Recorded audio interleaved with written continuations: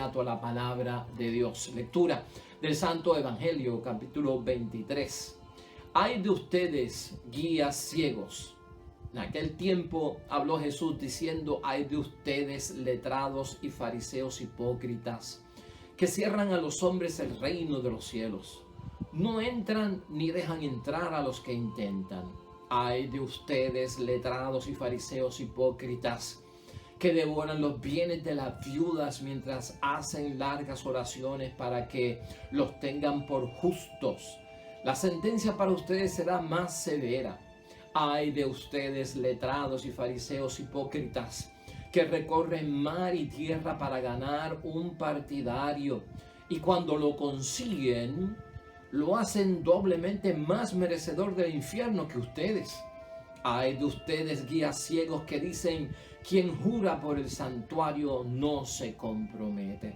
Quien jura por el oro del santuario queda comprometido. Tontos, ciegos, ¿qué es más importante, el oro o el santuario que consagra el oro? Dicen: quien jura por el altar no se compromete, quien jura por la ofrenda que hay sobre el altar queda comprometido. Ciegos, ¿qué es más importante, la ofrenda o el altar que consagra la ofrenda? Porque quien jura por el altar jura por él y por cuanto hay sobre él. Y quien jura por el santuario jura por él y por quien lo habita. Y quien jura por el cielo jura por el trono de Dios y por el que está sentado en él. Lo proclamado, hermanos y hermanas, es palabra del Señor. Hermanos y hermanas, ya hoy es lunes de la semana 21 dentro de nuestro calendario litúrgico, el tiempo ordinario. Hoy estamos en San Mateo, continuamos con San Mateo en el capítulo 23, versículos 13 al 22. Hoy comienzan, hermanos y hermanas, una serie de críticas y señalamientos por parte de Cristo a los fariseos y a los maestros de la ley. Ese fue el evangelio donde nos decía nuestro Señor Jesucristo que teníamos que tener cuidado con este tipo de personas, porque ellos lo que dicen, había que hacerle caso a lo que dijeran, pero no hacer lo que ellos hacen, porque ellos no hacen lo que dicen. Y por ahí continúa este capítulo tan fuerte, hermanos, con un evangelio bien fuerte que se llama el evangelio de los ayes. Ay de ustedes, fariseos, ay de ustedes, fariseos, ay de ustedes, fariseos hipócritas. 7 veces, hermanos y hermanas, algo bien serio, algo que debemos tener en cuenta. ¿De qué vamos a estar meditando hoy? Yo creo que para principio nuestro y para dejarnos llevar, hermanos y hermanas, vamos a pensar en esto, ¿no? ¿Qué llevamos a los que convertimos? ¿Qué es lo que realmente estamos llevando a los que queremos convertir? Porque en el caso de los fariseos, en el caso de los maestros de la ley, pues tenían cierta manera de llevar las cosas de los judíos, de la religión judía, de las cosas de Dios, a los paganos para que se convirtieran, pero tenían unas fallas que son las que Cristo señala. Por eso vamos a recordar hoy en forma de pregunta: ¿qué es lo que nosotros llevamos a los que queremos que se conviertan? Y no tanto pues paganos en nuestro día, pero a los que están alejados de la fe, a los que están fríos en la fe, ¿verdad? ¿Qué es lo que estamos llevando? Vamos a hablar de eso en la meditación de hoy.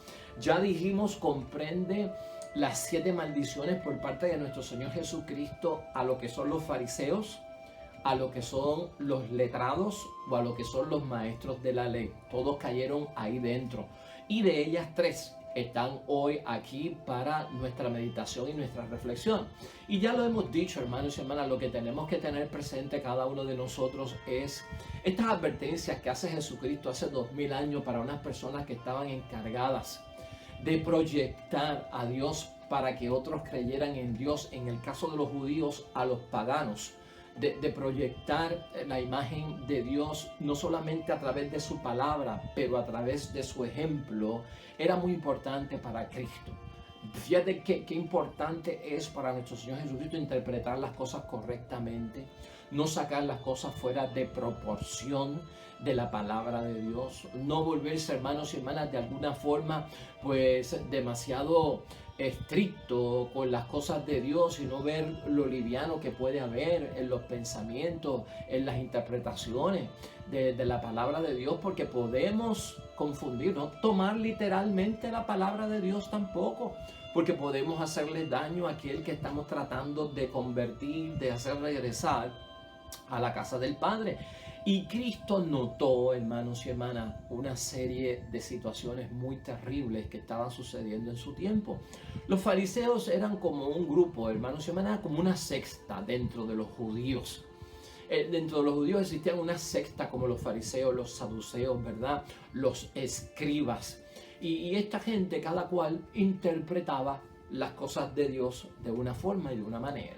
Los fariseos eran un partido, se les conocía como un partido, y prácticamente era una combinación. Los fariseos eran políticos y eran religiosos, y combinaban ambas situaciones. Eran políticos y eran religiosos. Y una vez cayeron dentro del templo, hermanos y hermanas, y se encargaron del templo, pues se formó la de San Quintín. Porque ellos estaban muy pegados al mundo, porque eran políticos y además religiosos, y como que no podían combinar eso. Los saduceos, no vamos a entrar en detalle de ellos, pero los saduceos por su parte no pertenecían tampoco al grupo de los fariseos, era otra secta, y los saduceos más bien estaban como por el orden del sumo sacerdote, por esa línea que iban, tenían sus creencias y sus situaciones. En este caso a los fariseos, hermanos y hermanas, y la acusación de Cristo, casi ese término de fariseo ha venido a ser interpretado a nuestros días como de hipocresía. O sea, decir tú eres un fariseo es decirle a una persona tú eres un hipócrita. ¿Por qué?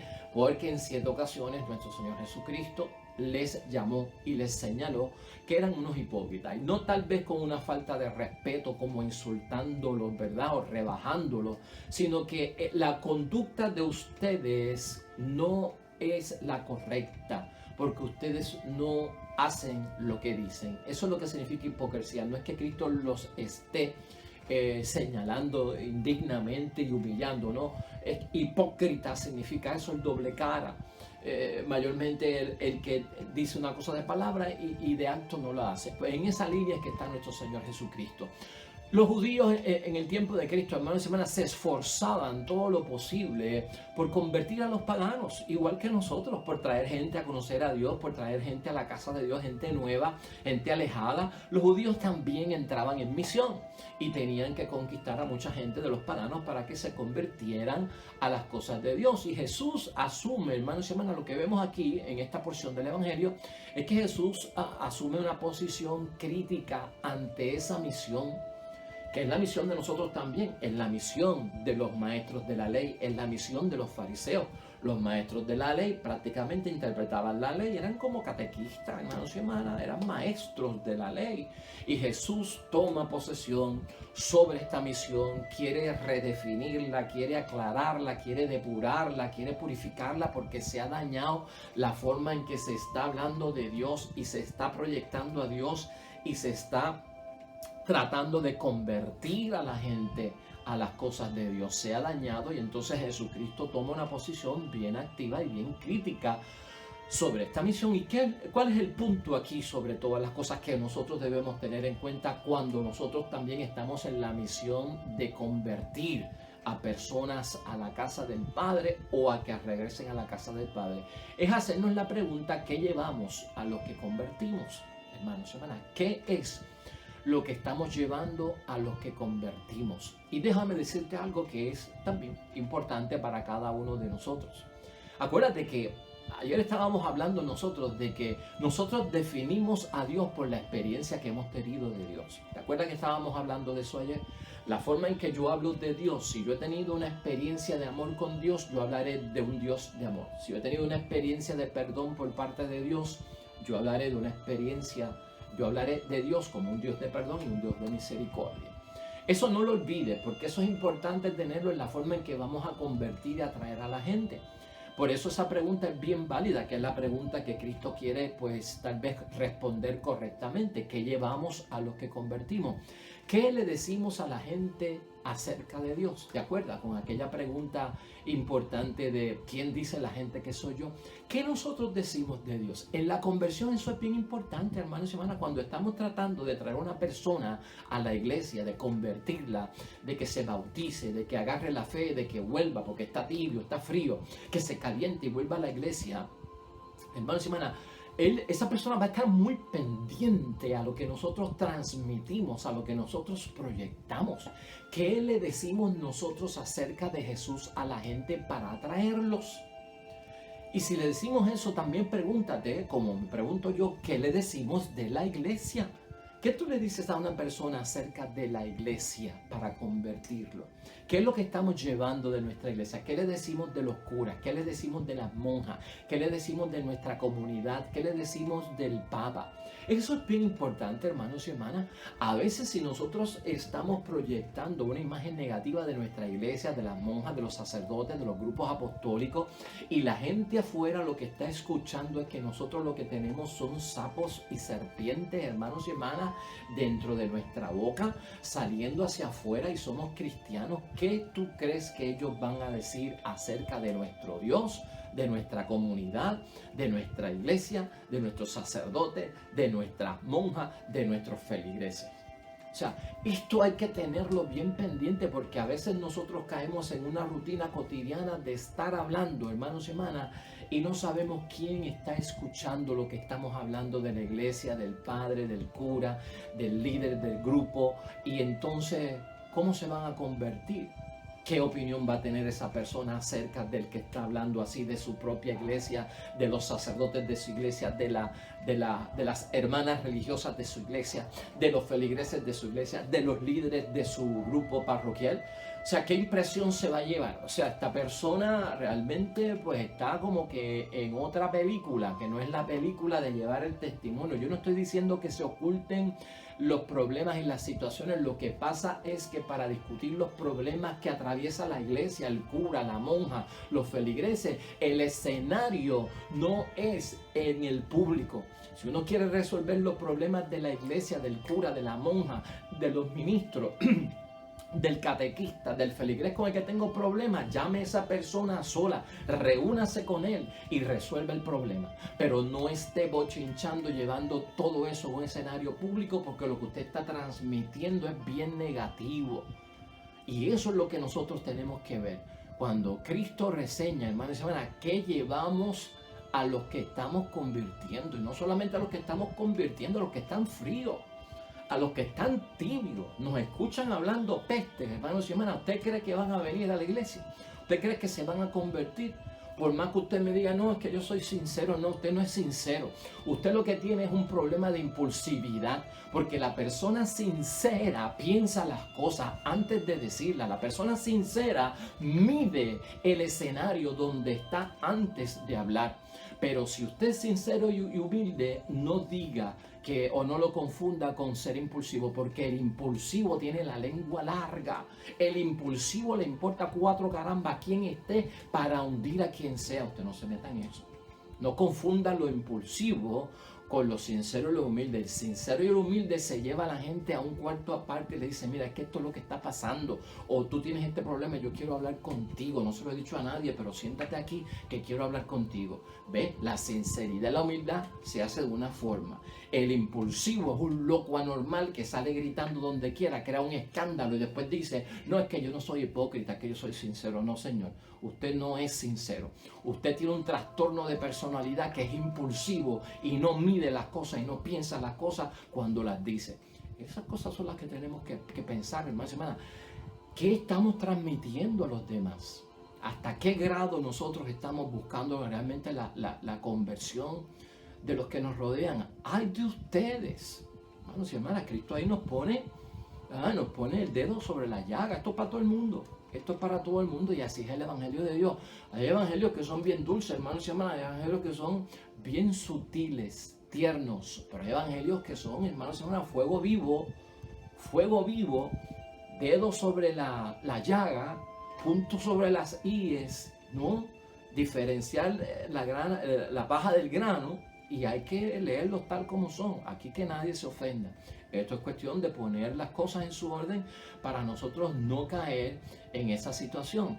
Cristo está advirtiendo el ejemplo, que tengan en cuenta el ejemplo, las promesas que le llevamos a las personas, ¿no? La estrechez de nuestra mente se puede proyectar erróneamente, ¿verdad? Nuestro orgullo, hasta el orgullo del misionero por lo que está haciendo, hermano, el orgullo de mi grupo, transmitirlo, aleja o acerca, eso es lo que tenemos que preguntarnos. Lo que hacían estaba, hermanos y hermanas, en el tiempo de nuestro Señor Jesucristo, entre fariseos y entre los maestros de la ley, era erróneo. Estaba la gente alejándose de Dios en vez de acercarse a Dios, y por eso hay de ustedes. Por eso es que Cristo se pone como se pone. Lo que ustedes, fariseos, están haciendo aleja, no acerca. Lo que ustedes, escribas, están haciendo aleja y no acerca. Jesús, hermanos y hermanas, hizo las cosas tan sencillas, nosotros las hemos complicado. Cuando leemos la palabra de Dios, tan sencillo que fue todo. Y Jesús nos habló hasta del reino de los cielos, hermanos y hermanas, con un significado, como un camino sencillo. Ese era el significado para Cristo. Un camino sencillo que conduce al descubrimiento de Dios Padre. Un camino sencillo. Nosotros lo hemos complicado con todo lo que hacemos, hermanos y hermanas. Nosotros le hemos quitado la sencillez a la palabra de Dios. Lo hemos hecho difícil, lo hemos hecho severo, lo hemos hecho condenatorio, lo hemos hecho de señalamiento, lo hemos hecho de no perdón. Hay que tener cuidado, hermanos y hermanas, con lo que estamos transmitiendo para la misión de la conversión y la evangelización y la propagación de la fe. Hay que tener mucho cuidado, hermanos y hermanas, cómo se está transmitiendo todo esto.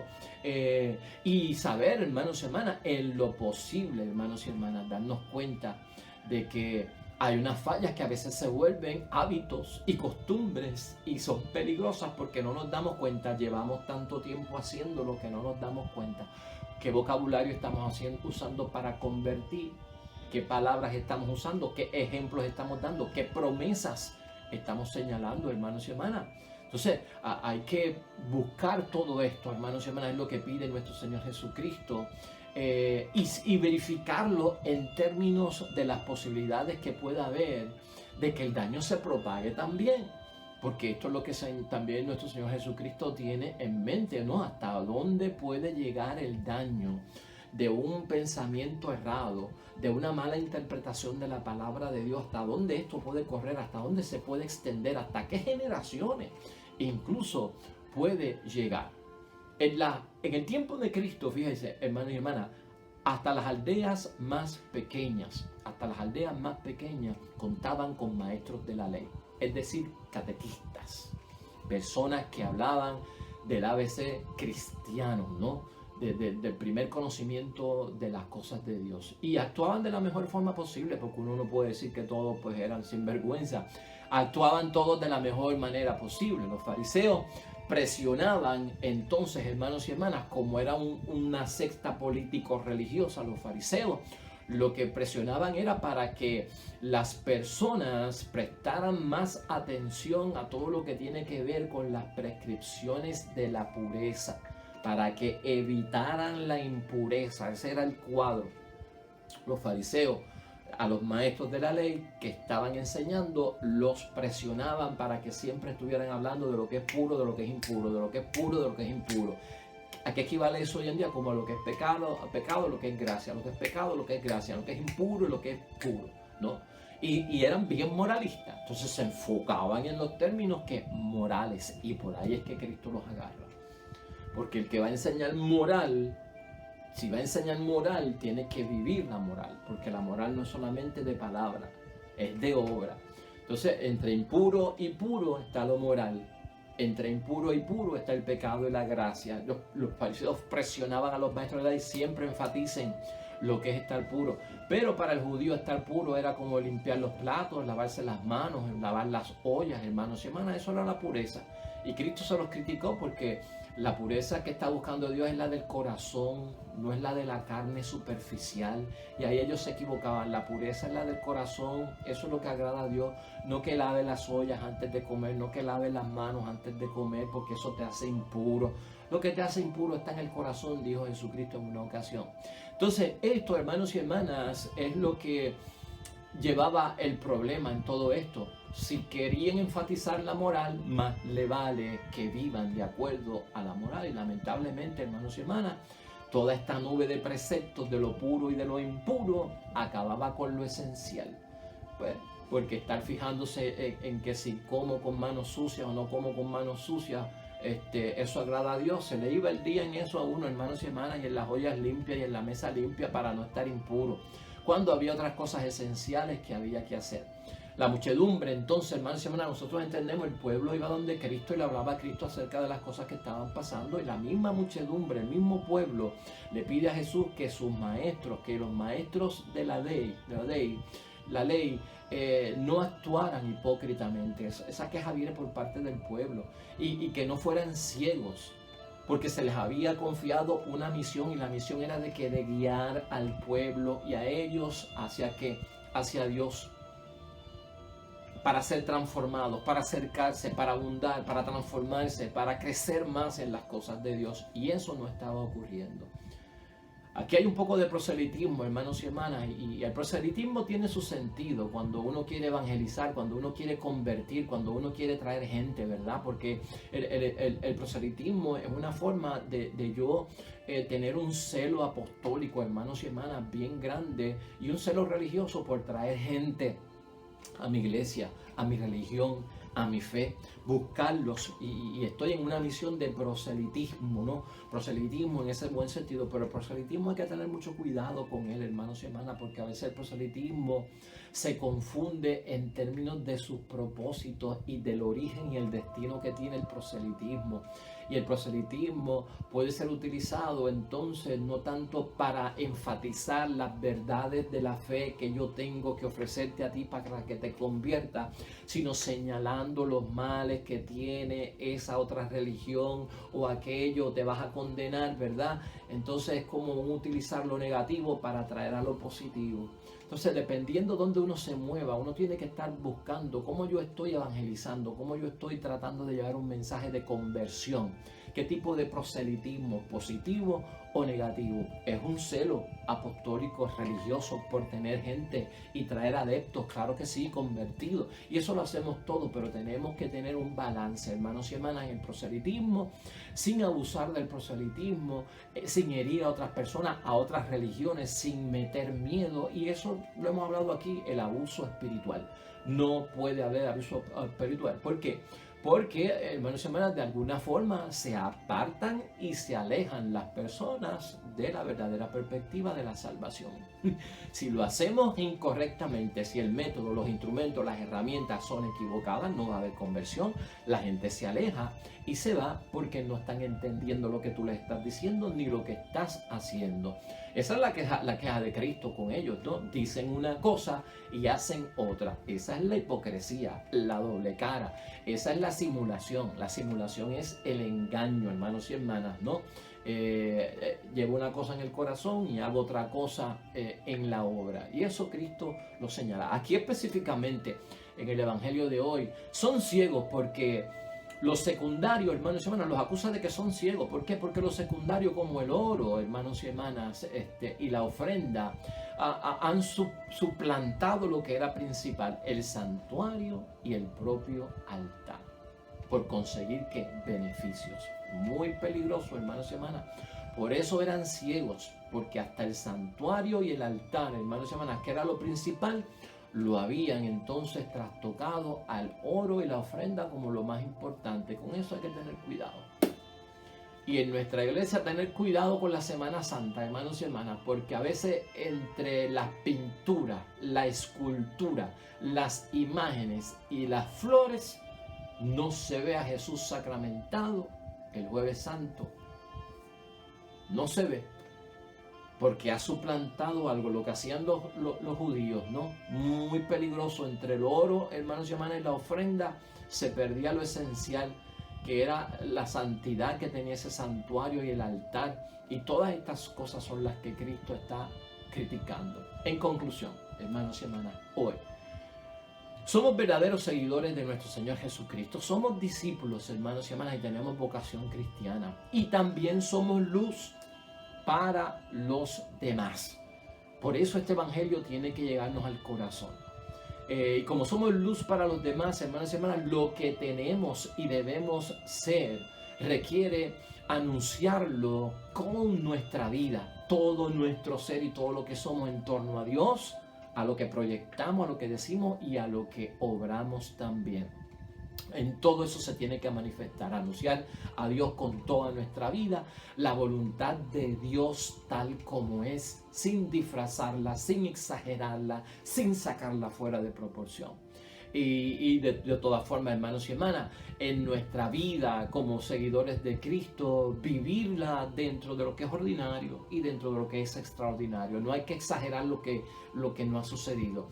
Vamos a vivir una vida para convertir a los demás dentro de lo que sea ordinario y común, no ha ocurrido nada. Y también dentro de lo que es extraordinario y sobrenatural que puede haber en nuestras vidas, pero sin exageraciones. Y darle también un sentido, hermanos y hermanas, al silencio.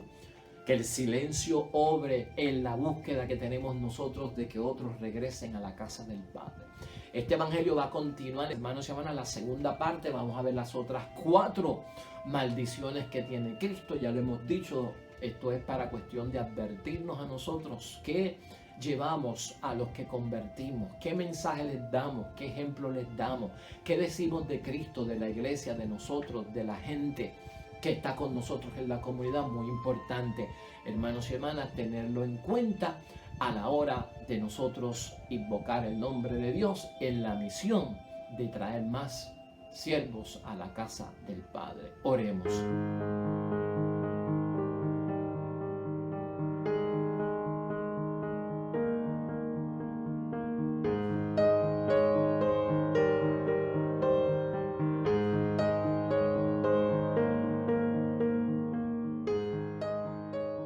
Amén y amén, hermanos y hermanas, hasta ahí llegamos. El evangelio ha sido para ti. Dios bendiga a los que esperan el reino de los cielos. Mañana estaremos aquí con otro nuevo evangelio, otra nueva meditación de la palabra de Dios. Dios te bendiga. Hasta pronto.